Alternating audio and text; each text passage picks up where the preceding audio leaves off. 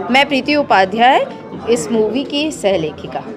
हमने इससे पहले एक बुक लिखी है, झीरम का अधूरा सच। झीरम घाटी पे जो कांग्रेस कॉन्वॉय पे हमला हुआ था उसके बारे में।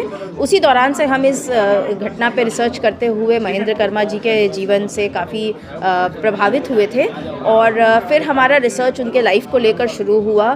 फिल्म के जो प्रोड्यूसर हैं जितेंद्र साहू जी, उन्होंने इच्छा व्यक्त की कि वो महेंद्र कर्मा जी पर एक बायोपिक बनाना चाहते हैं और पूरी टीम ने मिल करके जब डिसीजन लिया उसके बाद करीब साल भर हमने इस पर रिसर्च किया पूरा।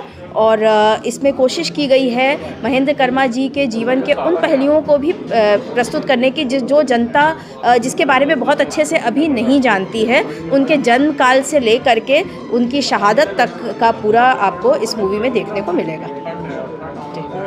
किन किन परिस्थितियों में ये रिसर्च हुआ और कैसे परेशानियाँ दिक्कत हुई उसके बारे में? जी, बहुत हमारे दौरे हुए बस्तर क्षेत्र में, जहाँ पर उनका कर्म क्षेत्र रहा है।